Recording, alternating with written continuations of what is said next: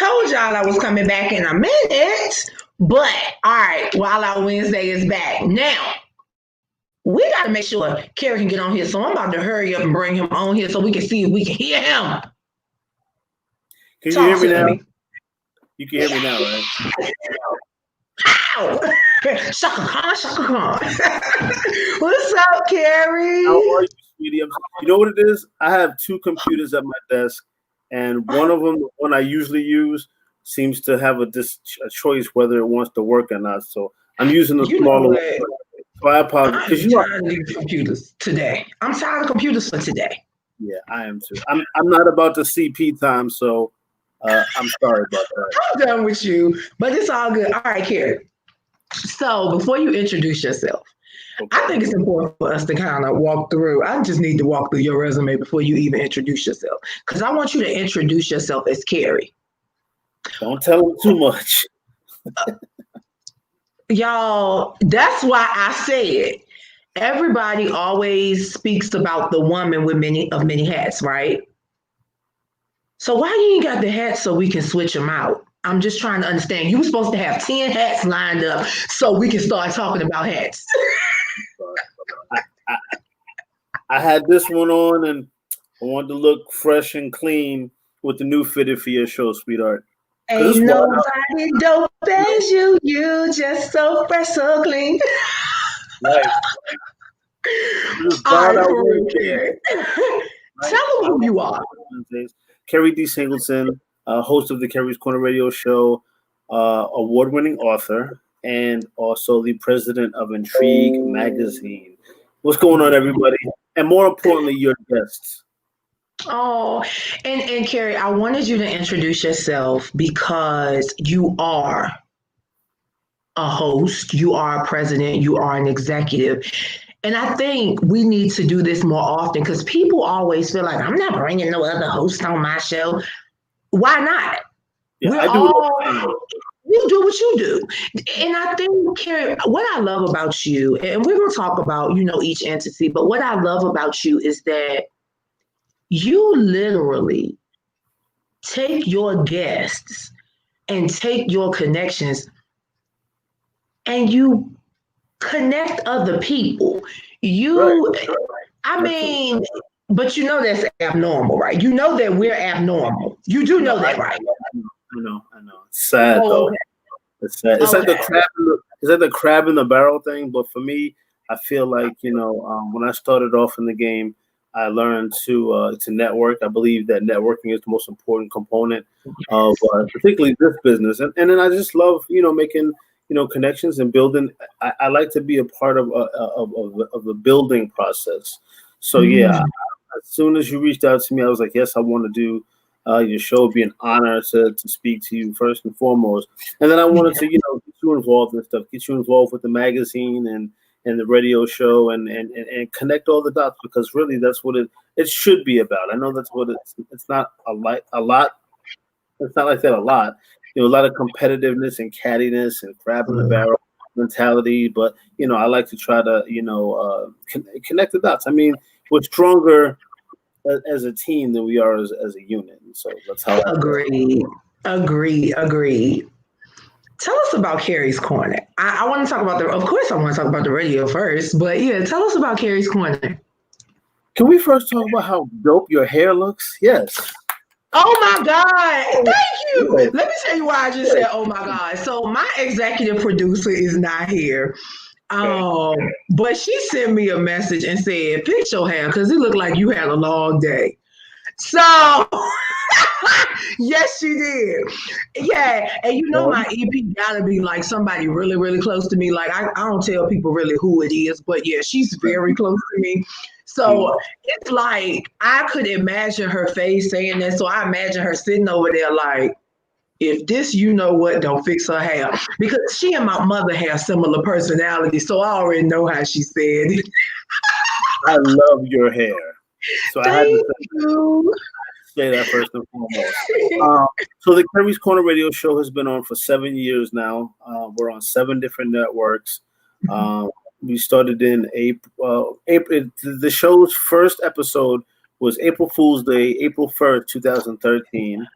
Okay. And yeah, we were on a network called FLO Empire Radio in New York at the time.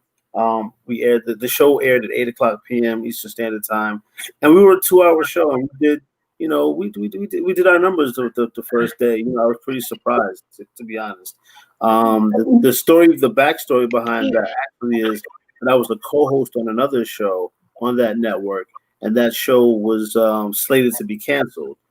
And I was like, well, moving on. I got a book coming out, so no big deal. But the station manager actually wanted me to have my own show, and I'm like, oh no, I don't like. I don't like doing radio that much. I had done radio in the promotion department since I was very young, but to be a radio host, I was like, what am I going to talk about? I have nasal problems. It'll kill me to talk, whatever. And but 7 years later, we're still here, and like I said, we're on syndicated networks. So our show tapes on Mondays live in New York, and then we're syndicated in Philadelphia on Tuesday. Wednesday, we're in Oroville, which is in Northern California, on KOYO FM. Thursday, we're in West Palm Beach on 96.2 The Smooth Groove. Friday, I'm doing this off the top of my head, so you have to forgive me. Friday, we're in London. I can help you. Help you. Fridays, you're in London. Saturdays, you're on Wigo AM 1570 in Atlanta. And Sundays from 2 to 4, you in Cleveland. Well, see, like I'm supposed to know these things off the top of my head. It's this tight do-rag that's the problem. I'm done with you. I'm so over you right now. Keri, but the magazine, so you have the radio show. And shout out to you. And I have to thank you for the invitation, because I was just elated. I'm like, how do I come behind Deborah Cox and Eddie Levert? How do I come behind those individuals? So I'm elated to come. I will say this, like this week we had Damon K. Jones, so he's the president of Blacks in Law Enforcement. Yes. But you know what? Every single one of our guests, whether they be the rapper from the Bronx that came through and and blessed us with his talent, or whether it be Melba Moore, who's been on the show, we've had a lot of iconic guests. But to me, every single one of my guests is so important, because you're bringing your energy, your talent, your business, and most importantly, your information to my guests. So no, I can't wait for you to come to the show, sweet. We're gonna have a ball. I know. I'm gonna have to make sure I got like 3 days, because I already know what time it is. I'm gonna make sure I got 3 days. I got 3 whole days. Have a great time on the show. I mean, we have chefs that come on the show. Sometimes a person just opened up their restaurant or their bakery, or even we've had a spirit person come on the show. A person that makes wine, champagne. She makes wine. I don't drink, so I get the names confused. But she makes wine. Okay.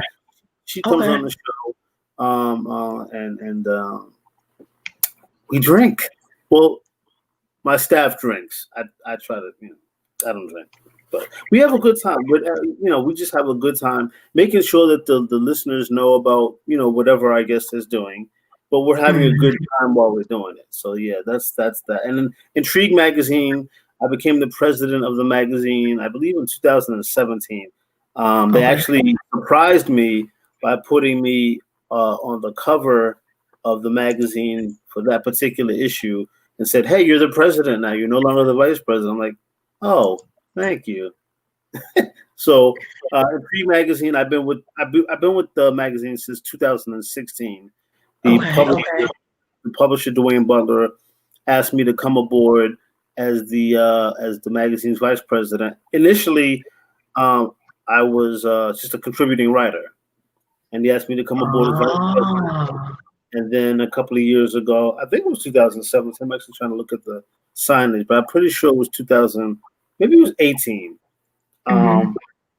And I became the president. So we just interviewed and did a photo shoot for borough president of New York City's Brooklyn, the borough of Brooklyn, Eric Adams. He's running for mayor next year, and he's a brother.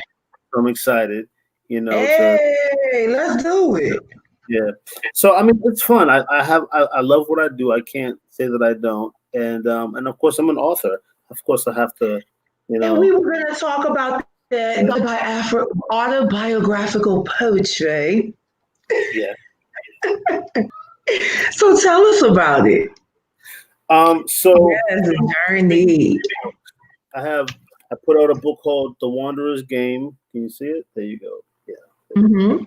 That came out in 2013. That was my first book. The Wanderer's Game is about a young guy from Jersey who moves to New York City to be an actor, but he ends up being a male prostitute.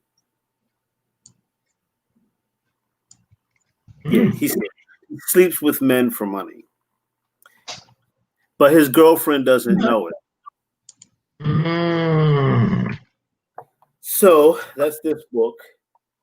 Actually, it became a Broadway play 5 years ago. So that was pretty dope. Alve Alexander's a pretty well-respected playwright here in New York City, and she asked if she could make the book into a play. And so in October 2015, The Wanderer's Game became a Broadway play. In 2016, my second book, Idol, came out. And so Idol's about a kid from Philadelphia who gets to meet this famous recording artist.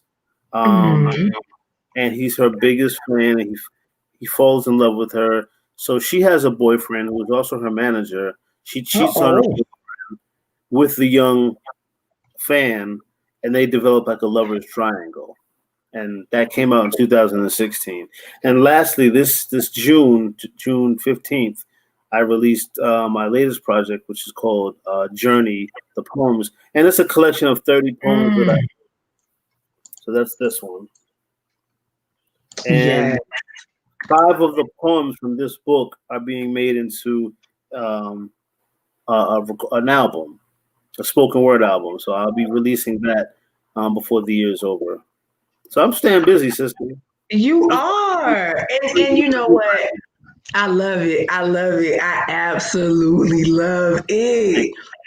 But Keri, how do you kind of balance it all? Because that's a lot. That's a lot, a whole lot. Well, did I mention a TV show? No.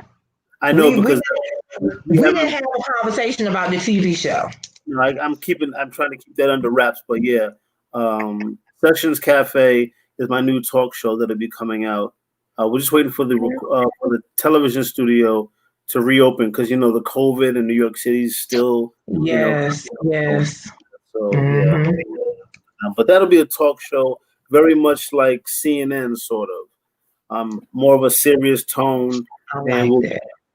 And so I can't wait for you to come up and be a guest on the TV show as well. So those are the things. Absolutely. Keri, that's a lot though. You only live once. Absolutely. So agreed. And I think you can probably attest to this, but I know that you strike me as a sister that is a go-getter, that really likes to, take chances in terms of her career and really tries to make, different things work. And so I respect that. I want to be like you when I grow up. Oh, absolutely. Absolutely, guys. If you're just checking in, Keri D. Singleton is here. And if you don't know who he is, you might want to find out. And you really want to check out Entrique Magazine. And you have to understand that Intrigue is entertaining and intriguing. And he talks a lot about the industry. He works with a lot of people in the industry, and he's definitely an incubator. I reference myself as an incubator, but Keri also is an incubator. And if you don't know what an incubator is, the incubator is there to sustain your oxygen until you can sustain it yourself. And so that's what we as incubators are all about. Keri, all right. All right. That was dope. Now, let's go back though, because we got to talk about where you came from so we can understand where you're going. Was this your dream as a kid, or what happened? Well, there's actually a documentary out that came out in 2018 that earned me an award. It's called Live to Tell My Story. You can see it on YouTube. If you just type in Keri D. Singleton and type in Live to Tell My Story, it's a 45-minute documentary. That and initially I wanted to do the documentary to share my journey, right? So that other people be inspired, you know, that a regular guy is doing, not so regular things.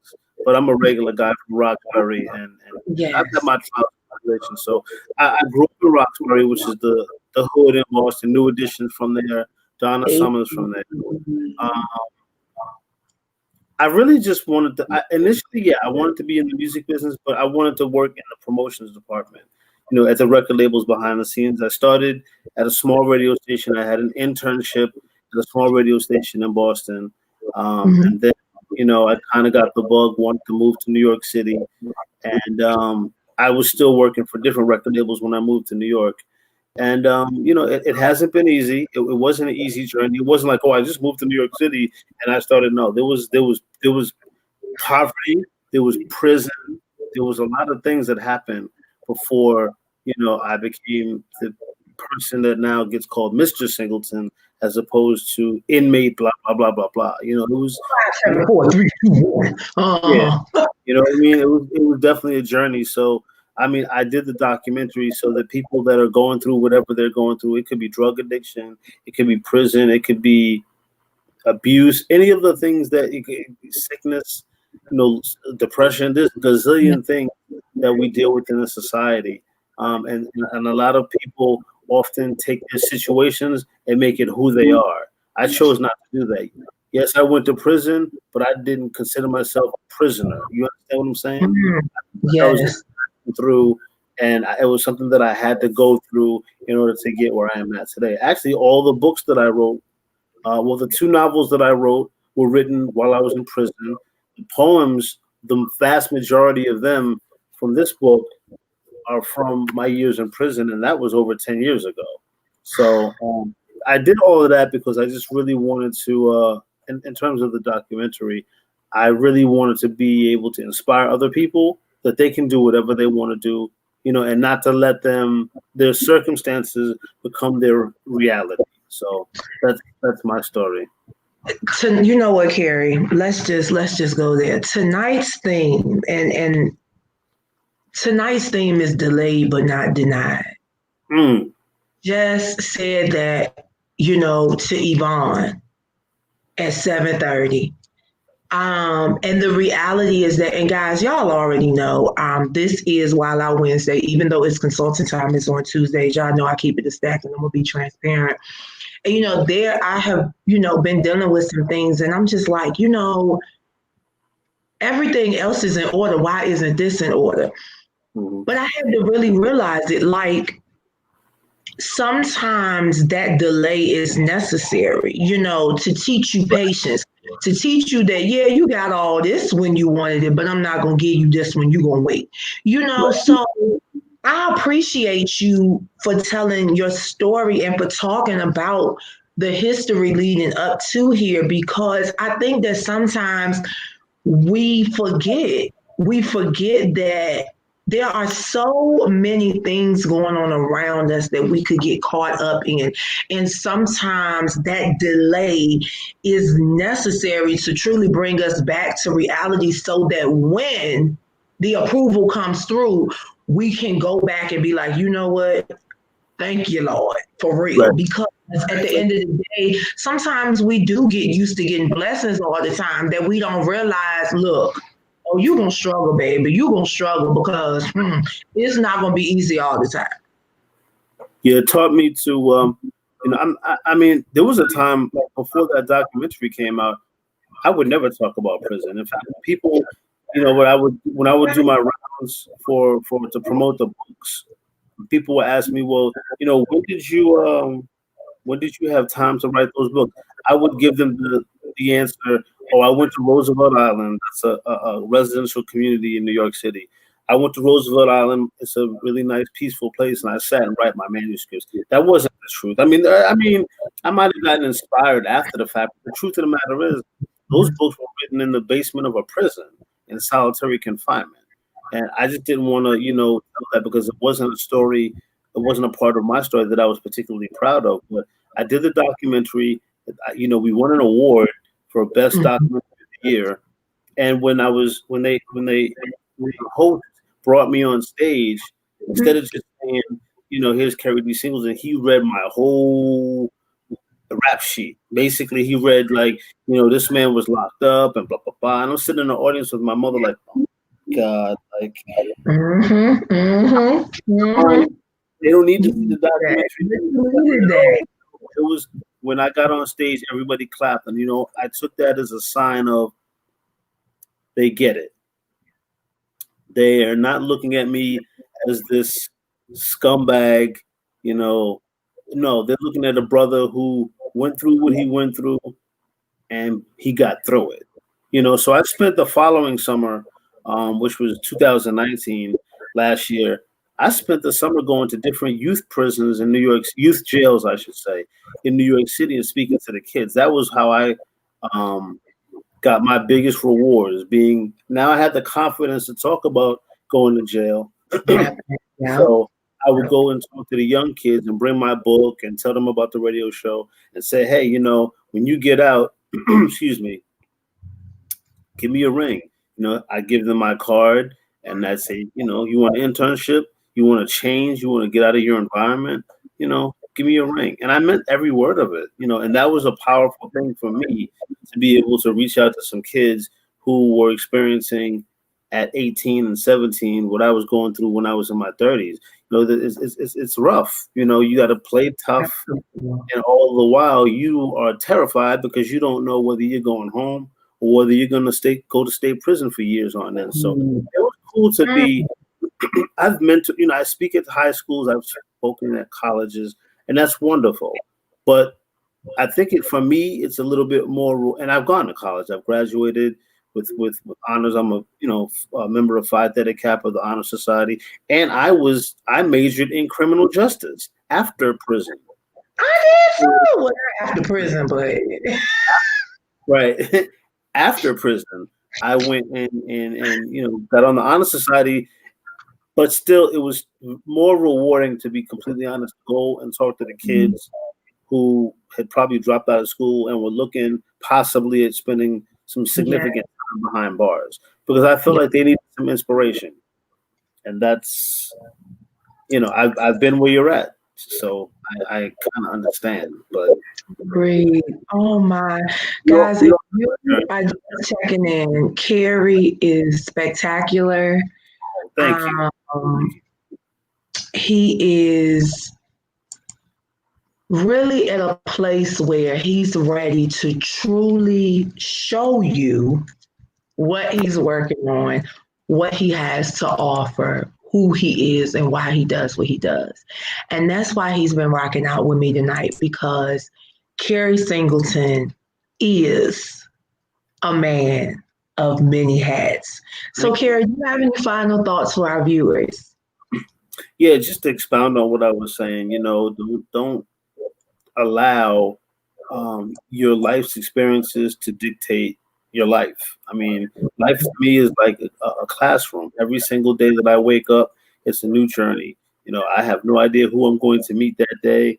I have no idea whose phone number I'm going to block that day. You know what I mean? Like, it's always a journey. One thing I can say is every single day for me is different, and just like with everybody else, I wake up and I'm here and I'm blessed to be here. And I, excuse me, I'm sorry, I need to be drinking some more of this. I just make sure that, I try to make sure that the day is as productive as possible. So I encourage everybody that's watching your awesome program, Wildout Wednesday, that you have one life to live. Make sure you live it the best you can. I have a saying, we only have one life, but if you do it right, that's all you need. That's it. One life, do it right. Yes.